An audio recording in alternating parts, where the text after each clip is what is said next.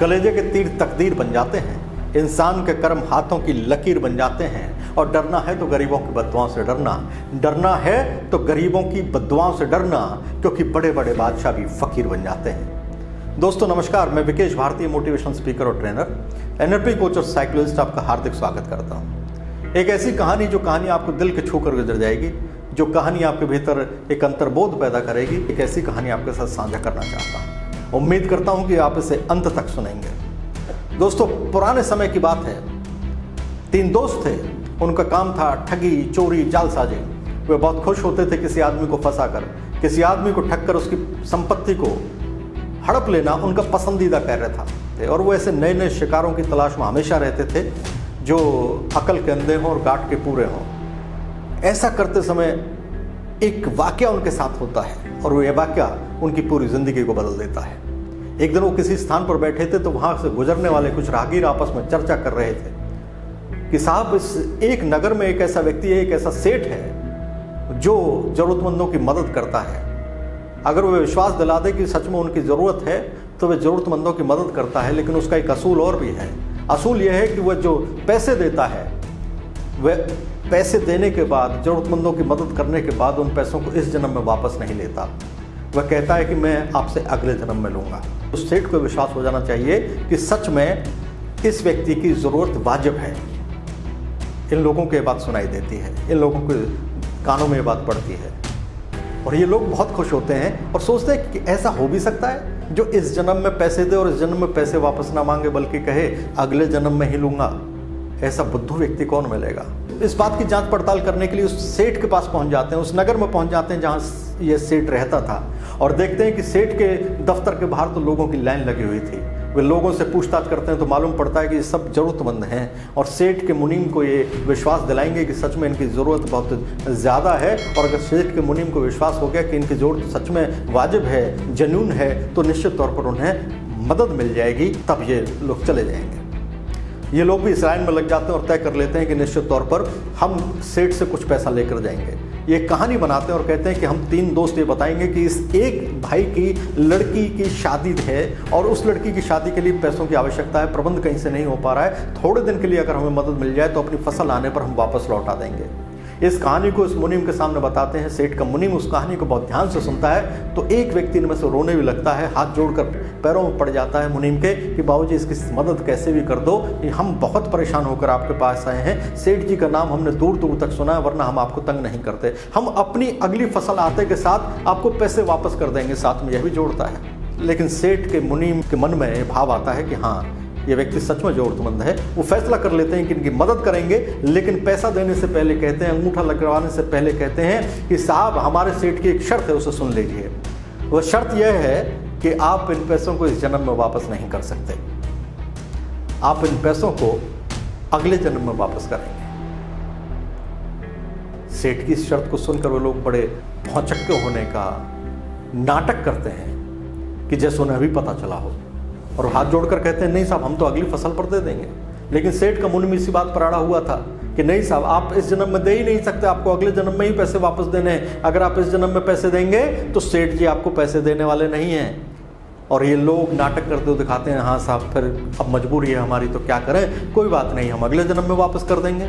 और ये नाटक करते हुए उस नाटक में सफल हो जाते हैं और पैसे लेकर आते हैं। वहाँ से 20,000 रुपये लेकर के उस सेठ के दफ्तर से बाहर निकल आते हैं। बाहर आकर बहुत जोर से हंसते हैं, खुशी मनाते हैं कि देखो हमने सेठ को कैसा बुद्धू बना दिया। कौन पूछता है अगले जन्म को, कौन से सेठ से हमारी मुलाकात होने वाली है। और ये लोग वहाँ से चल देते हैं। रास्ते में रात हो जाती है। इनका गांव उस शहर से बहुत दूर था।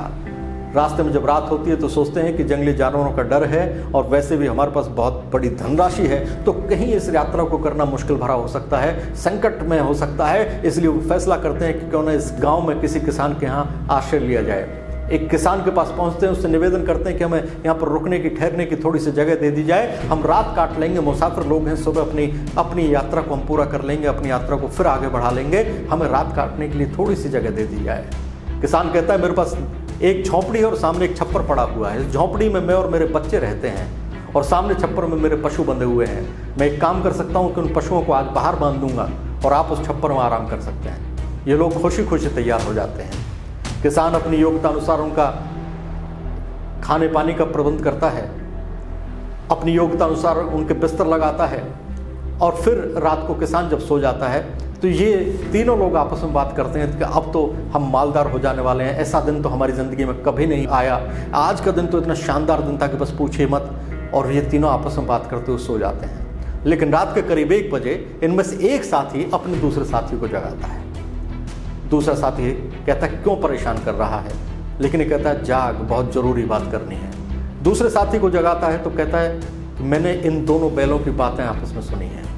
ये 2 बैल जो यहाँ बंधे हुए हैं बाहर, ये आपस में कुछ बातें कर रहे हैं और इन बैलों की बात मैं सुन रहा हूँ। और मैं तुझे बताना चाहता हूँ कि एक बैल दूसरे बैल से ये कह रहा है कि मेरे ऊपर किसान का बहुत कर्जा था और वो मैंने चुकता कर दिया है।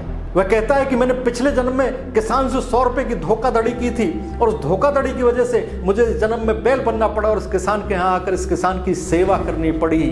अगर मैं 100 रुपए की धोखाधड़ी नहीं करता तो मैं बैल का रूप कभी धारण नहीं करता।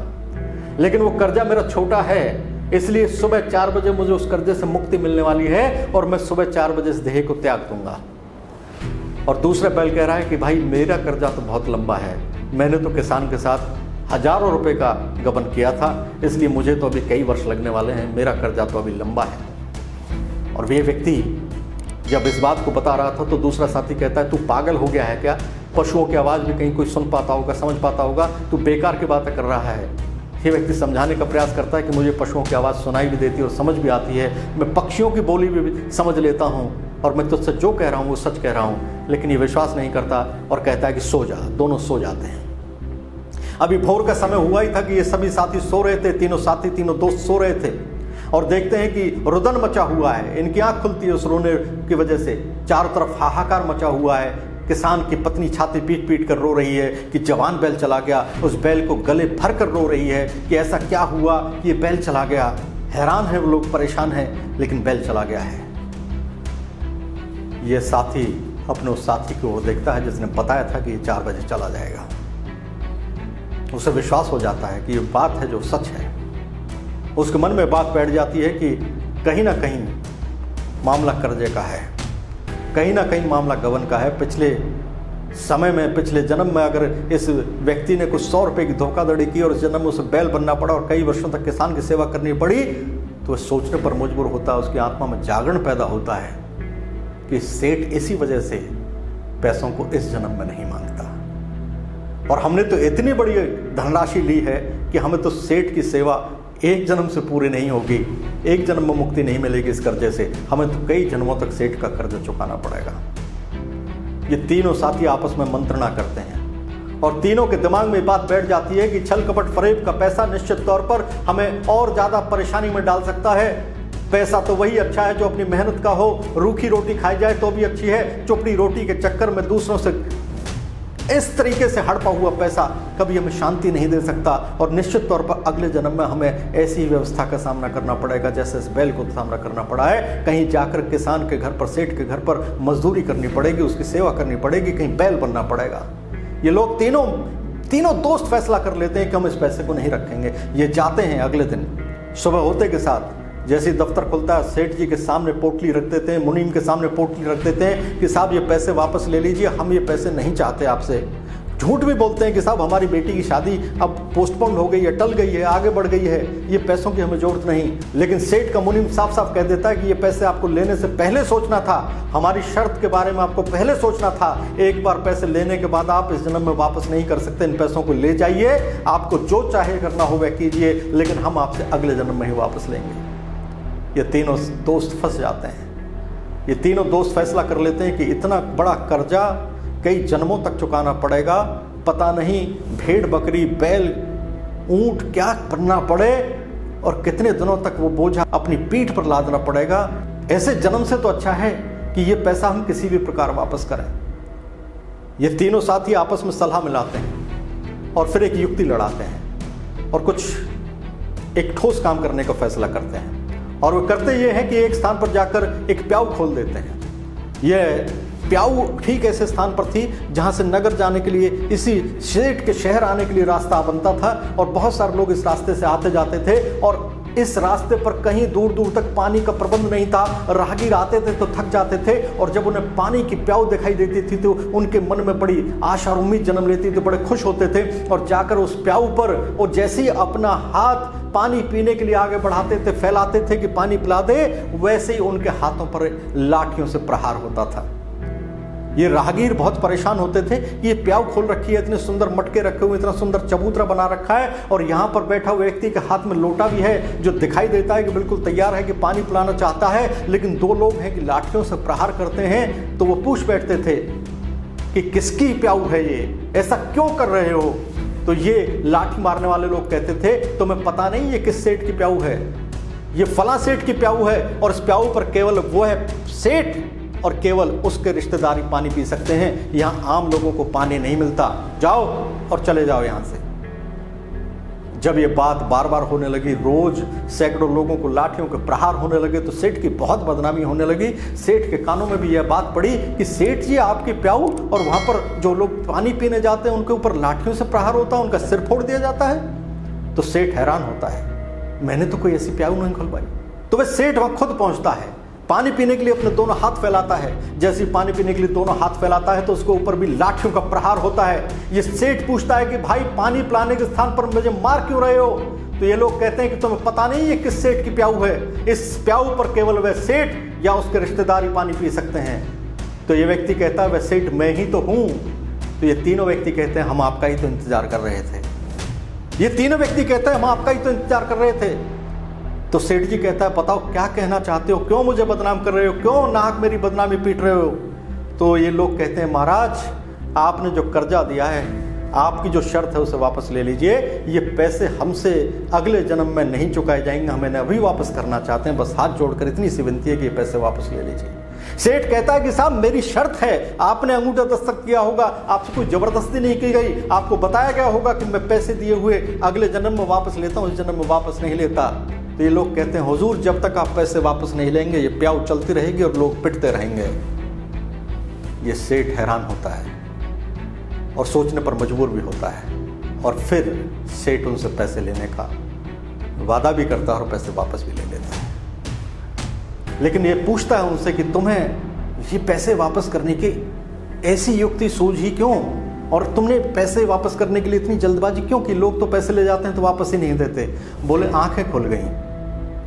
उस बैल की मृत्यु जब हुई तो पता चल गया कि कमाई तो वही जो अपने 20 नखूनों की हो, वो कमाई जो किसी और के हिस्से की हो, किसी की संपत्ति हड़पने की हो, तो निश्चित तौर पर अपने को और ज़्यादा कर्जदार बनाने की व्यवस्था है। उस कमाई से काम नहीं चलता जो दूसरे की है, कमाई से दूसरी से काम चलेगा जो अपनी है। जन्मों जन्मों के चक्कर में पड़ने की बजाय इसी जन्म में मुक्ति प्राप्त हो जाए तो बेहतर होगा। इसलिए अब से फैसला किया है कि अब कोई झूठ, कोई छल, कोई कपट, कोई जालसाजी नहीं करेंगे, मेहनत से कमाएंगे, जो मिलेगा रूखा सूखा उसको खुश होकर खाएंगे, और जीवन को आगे बढ़ाने के लिए लोगों को भी यही बताएंगे कि ज़्यादा के चक्कर में पड़कर झूठ, फरेब और लालच का सहारा ना लें। बस उस बैल की मृत्यु ने हमें बता दिया कि मनुष्य जो करता है उसका भुगतान उसे अवश्य करना पड़ता है। भले ही आज ना दिखता हो, लेकिन वह कल ज़रूर ज़रूर ज़रूर उसके सामने आता है। कर्म के फल को कोई नहीं रोक सकता, उसे कम या ज़्यादा किया जा सकता है, लेकिन उसके कर्म के फल को कोई काट नहीं सकता। और हमें आपकी भी बात समझ में आ गई कि आप लोगों को अगले जन्म के लिए कर्जा क्यों देते थे। बस इतनी सी बात समझ में आ गई है साहब, इसलिए आपसे निवेदन है कि आप ये पैसा वापस ले लीजिए।